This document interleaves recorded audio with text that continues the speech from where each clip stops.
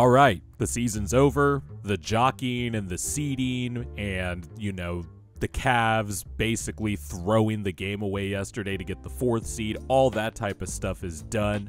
We got the play-in game set. We got playoff series set. Can't believe how fast the season went by, but we are here at this point. But we are going to talk about the 4 play-in games today. Then later in the week, we're going to talk about the playoff series that have already been set. And then we'll talk about the other playoff series after the play-in games have been done. And then, I'll do end of the season awards and all NBA teams and stuff like that. The 3rd annual Sly Hooper Awards and all NBA teams. So let's get right to the play-in games because the play-in games are crazy. Hall of Famers, reigning MVPs, flagship franchises, all that good stuff. All in the play-in tournament. It was a crazy year for parity in the NBA. Well, aside from the Boston Celtics just being way better than everyone else in the regular season. But all the way down to the final day in the season, we did not know what the playoff matchups were going to be. The play-in has been an absolute success. I'm going to say it every year. When they introduced that shit in the bubble, and everybody, including myself, did not like the idea of the play-in. We were thoroughly wrong. This has been fantastic. But let's not waste any more time. Let's get into these play-in games. So let's get my team out of the way first. Let's talk about the Sixers Heat play-in game, which will be played in Philadelphia. Philadelphia obviously closed the season with an 8-game winning streak, coinciding with Joel Embiid's return, and Embiid has looked great in his return, minus the very, very scary injury scare that he had against the Orlando Magic on Friday. My heart dropped, but regardless, he is back. The Miami Heat, 13-10 since the beginning of March. Defense, low-key, second in the NBA during that time. Their offensive rating, though, is 17th during that span, and really that's just been the theme for the Heat all year. The offense just not up to snuff for what seems like the 500th year in a row, especially in the half court. But I think this is going to be an interesting matchup because obviously Nick Nurse and Eric Spoelstra love to throw out wonky defenses whenever somebody gets going. Like in the recent Sixers Heat game when Joel Embiid just started coming back. I think that was Embiid's 2nd game. The Sixers got going in the first quarter and then the Heat deployed a lot of zone. Embiid just cooked Bam Adebayo on both ends of the floor, really, and that's one of the key matchups for me right there. The Joel Embiid Bam Adebayo matchup is going to be really key, obviously, and more so Bam's ability to score, because the Heat's offense can get really stuck in the mud, especially if you plaster their shooters or one of their shooters has an off night, and the emphasis will be on Bam and Jimmy to carry this team. And in the Sixers Heat game, Bam did not shoot the ball well. And I'm pretty sure the Sixers are going to live with, hey, if the Heat are going to beat us, then Bam Adebayo is going to have to score like 30 or 35 points. And I think that's actually a big key. And to start the year, it looked like he was having the best scoring season of his career. And then every month, it just seemingly gradually declined. And I just think that matchup's going to be big because I don't think Bam alone can stop Joel Embiid. It's going to take an entire team, but you're going to have to give something to Embiid on the offensive end of the floor to make him work. And then the matchup of who's going to guard Jimmy Butler, and Nick Nurse is going to have a few options. Kelly Oubre, Nick Batum. DeAnthony Melton not being in this game potentially, most likely, is going to hurt, but at least Nick Nurse has a few options to throw at Jimmy Butler. The Sixers are just going to have to hope that guys like Terry Rozier, who has been coming on a little bit lately, but really hasn't found his footing offensively since being traded to the Miami Heat, going to have to make sure he doesn't go off. Guys like Caleb Martin and Duncan Robinson don't go off. And it's really, I think, the battle of the zones. Who's going to be able to solve the zone? Because I think Nick Nurse and Eric Spoelstra will have no problem junking up the game with their defense.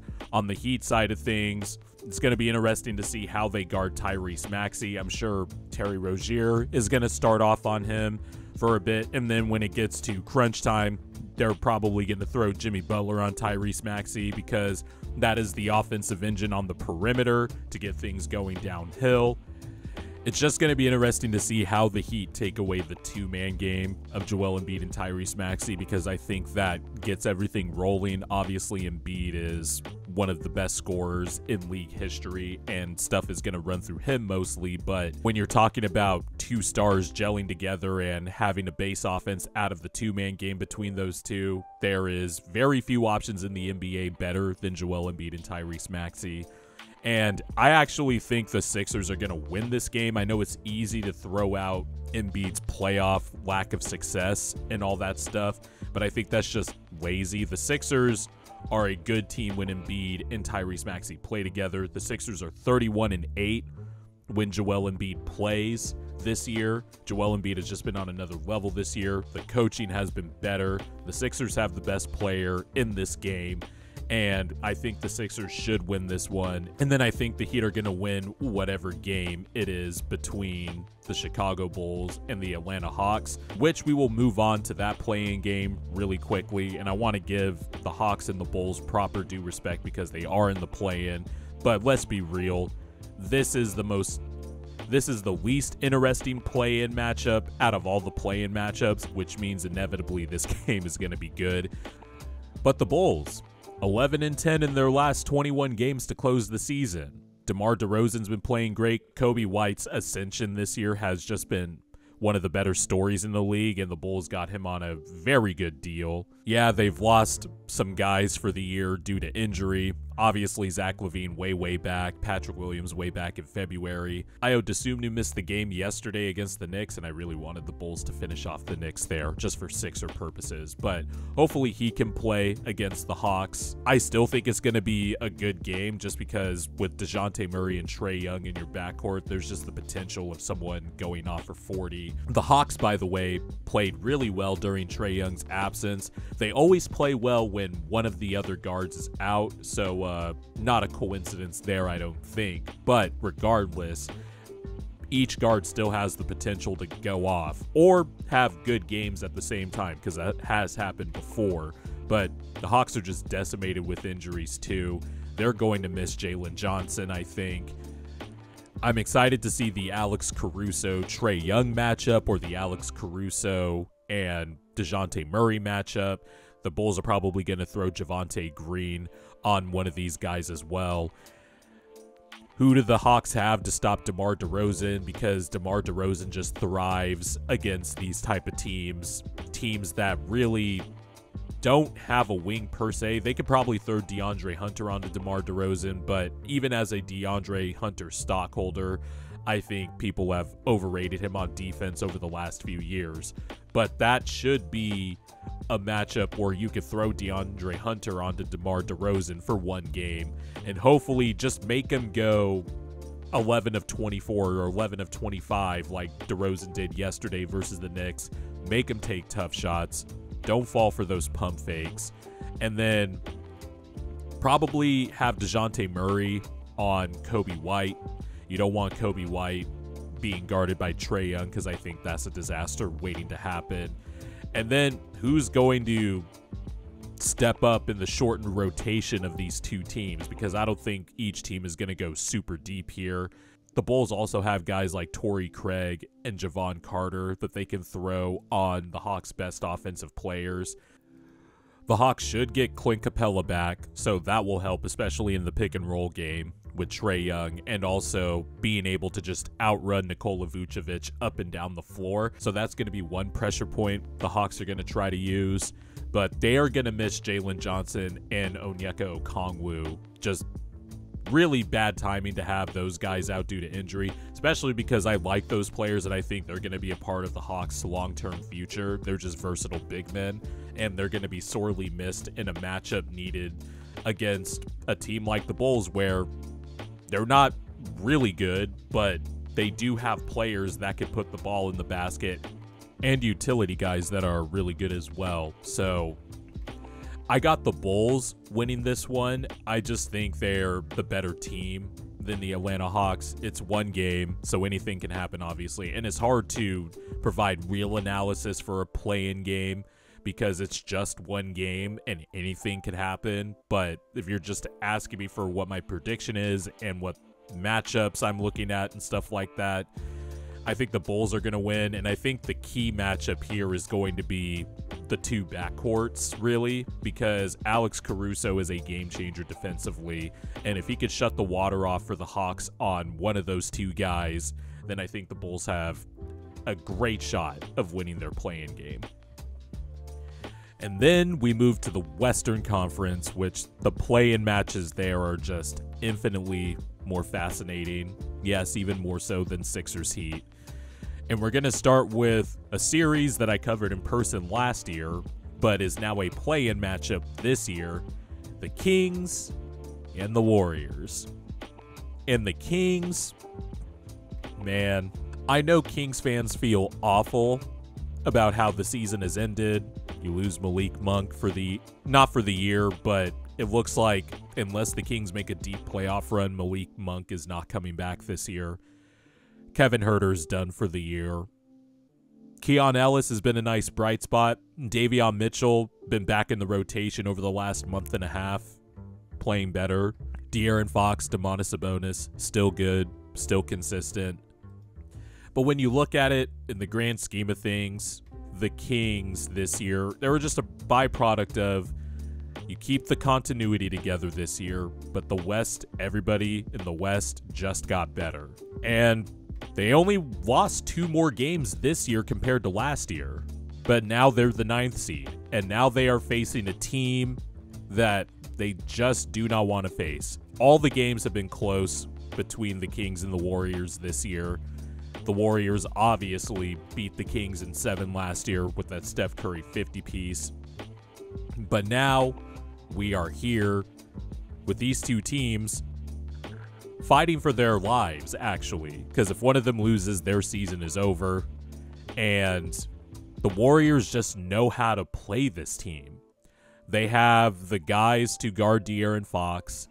They have the guys to guard Domantas Sabonis. I highlighted it in my Sabonis video a few weeks ago, but the Warriors just played the Kings really well with their scheme, dropping off of Sabonis while Sabonis does his dribble handoff stuff, and the Warriors just plaster the shooters, and the guy that's dropping off of Sabonis, whether it be Kevon Looney or Draymond Green, or now Trayce Jackson-Davis, who has been playing fantastic over the last month, they're going to drop off of Sabonis and help clog up the lane and clog up the cutting lanes for the Kings shooters, cutters, and they're going to try to make Domantas Sabonis a scorer, take away the left hand and make him finish with the right, or make Sabonis shoot the mid-range jumper.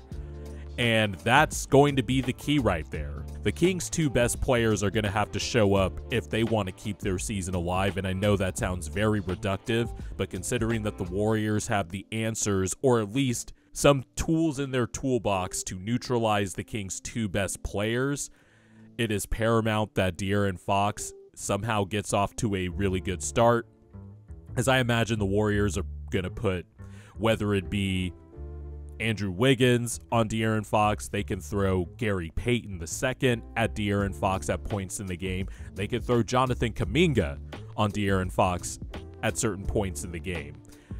Maybe they could try Klay Thompson, though he is not the same defender, nowhere close. But my point is the Warriors have different looks they can give to De'Aaron Fox. And meanwhile, the Kings, who are a little bit depleted now and are lacking some offensive firepower without Monk and Huerter to at least shake up the lineups and all that stuff, they are going to have to try and check Stephen Curry. They're going to have to try to defend all the Warriors' actions with Klay Thompson, Draymond Green with the dribble handoffs and the split actions, and the plays where the Warriors play 4-on-3, and now Draymond has that lob threat again with Kuminga or Trayce Jackson-Davis, who started the last 10 games to end the season, and the Warriors have just found a defensive combination between Trayce Jackson-Davis and Draymond that is just nasty. I just think the Warriors have the deeper team. They know how to play Sacramento. They have the answers to slow down De'Aaron Fox and Domantas Sabonis. and try to make the others beat you. And to me, I'm not trusting Harrison Barnes in a high leverage game. I trust Keon Ellis on the defensive end, but he's going to have to make his open threes, which to his credit, Keon Ellis has made open threes, but I'm sure the Warriors will live with a lot of three-point shot attempts from Keon Ellis if De'Aaron Fox is getting all this extra attention and all that. The Kings are just going to need a very productive night from De'Aaron Fox, Domantas Sabonis, Keegan Murray, who I think will probably see a bit of the Steph Curry matchup initially just as the primary defender, and he's going to get a bunch of help. That's what the Kings did in a lot of the Warriors games this year. Keegan Murray was the primary defender. You just wonder if that's going to take legs out of him and make him an ineffective shooter, which the Kings are going to need his scoring production. They're going to need a big two-way game out of Keegan Murray. They're going to need a very good two-way performance out of De'Aaron Fox. And Domantas Sabonis, he's going to have to get a 20. He's going to have to get like a 25, 10, and 8 type of game, or a 25-point triple-double. It can't be the 17, 10, and 8 assist game that he can also get and is also very, very much helpful. But in a game like this, where you need to match band for band against a team that has Stephen Curry on it and Klay Thompson, Chris Paul, Brandon Podziemski, they are a deep team. The Warriors got their stuff together really post All-Star break, and the Kings, they had been way more up and down, injuries, and I just wonder what Mike Brown's rotation is going to be. It's a good thing Trey Lyles came back because that was a very underrated part of the Kings' struggles also. Trey Lyles has been back for the past 8 or 9 games, so it's good the Kings have him back. He's probably going to be playing some small ball 5 to match the Warriors' small ball units when the Warriors go to them during the game, but I got the Warriors winning this one. Sorry, Kings fans. Then we move to the Lakers-Pelicans, the game that we saw on national TV yesterday where the Lakers absolutely beat the shit out of the Pelicans. And really, it depends on Anthony Davis's health, because we saw him walk off the court yesterday holding his lower back after setting a screen, and then he came up kind of holding his back and like being stiff. And according to Dave McMenamin of ESPN, Anthony Davis said that he is for sure going to play in these 2 play-in games, or if it gets to a second play-in game, he's going to play in that too. So we'll see how that goes. I just think this is a bad matchup for the Pelicans, just because they can shrink the floor and neutralize Zion and to some degree Brandon Ingram. And it comes down to, can the Pelicans get to their best lineups faster and get to lineups where the floor is spread around Zion.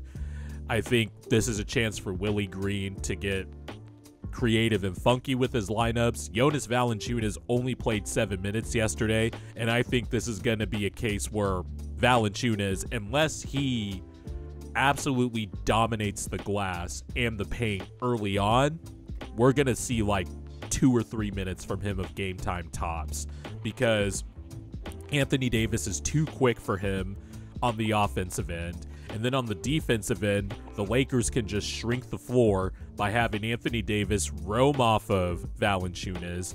And in some cases yesterday, you saw whoever was guarding Herb Jones, like Rui Hachimura, he was sinking into the paint.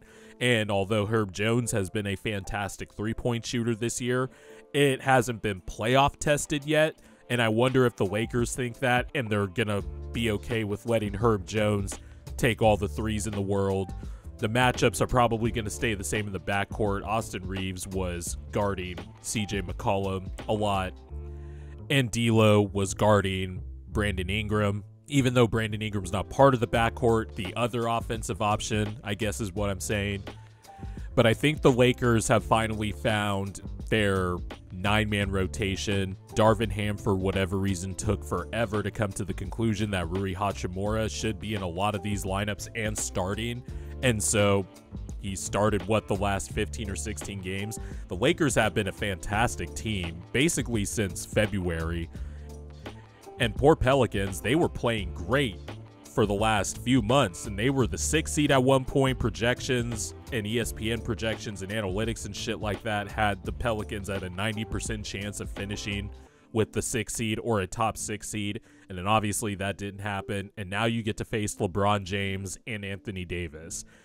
Zion is going to have to find a way to be effective in a crowded paint. I think the Pelicans are going to have to play lineups where Trey Murphy and Herb Jones are on the floor at the same time more.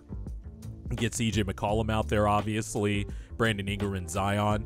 And I think that's probably what the Pelicans' end game is going to be by the end of this play-in game. We're going to see Zion at the 5 to close, or really Zion at point center. But I want to give Zion some credit because it was clear to start the year, and it reached a nadir at the Lakers-Pelicans play-in tournament game in Las Vegas. But Zion was clearly out of shape and was clearly back on that whole, is he going to take this season seriously? Is he going to take his body seriously? And since that point, he's been a flat-out top 10 player in the NBA, and the Pelicans have been playing fantastic. It's just the draw that they got playing LeBron James and the Lakers, a matchup I think is bad for the Pelicans. That just be the breaks sometimes, man. I don't think the Pelicans are going to get blown out again, but I do think the Lakers are going to win this game. If the Pelicans want to win this game, they are going to have to find a way to take care of the ball, make sure the Lakers aren't getting out in transition, keep the Lakers off the free throw line as well, because the Lakers are just really good at drawing fouls. They have taken a fuck ton of free throws, way more than any other team in the league. And they're going to have to go at Anthony Davis and test out his back and see if Anthony Davis is up to the challenge. I think the Pelicans do have a lot of defensive answers to try to slow down LeBron James, D'Angelo Russell, and Austin Reeves. But LeBron just controls the game so well, and the Lakers have figured out their 9-man rotation, and it's also very clear that the Lakers have the Pelicans' number. In all of the Lakers' wins this year, they have just blown the Pelicans the fuck out. And then the one loss, D'Angelo Russell didn't play. Darvin Ham, for whatever fucking reason, was bringing Austin Reeves off the bench. The Lakers were just figuring stuff out back then during that 20-point loss back in December. But the other 3 times, the Lakers have just destroyed the Pelicans. This is a bad matchup for them. So I'm picking the Lakers in this one. And then that leaves 2 very intriguing play-in games still, because at first I was like, I think the Pelicans can beat the Warriors, but with the way the Warriors have been playing, and I know they lost to the Pelicans over the weekend, but you just can't count out that group, man. I would probably pick Warriors in that game. And then as far as Heat Bulls, and with the way the Bulls had been playing over the last 20 to 25 games, and with the way the Heat's offense can be stuck in the mud, this isn't a give me for the Heat either. I actually think, as far as the Bulls go, I think they would lose to either Philly or the Heat, but I think it would be an absolute dogfight that would make either fan base pull their hair out and be stressed out by the end of it, but I probably still go with the Heat. So those are the play-in games. Can't wait to talk about the playoff series. Stay tuned for the playoff content, and we will see you then.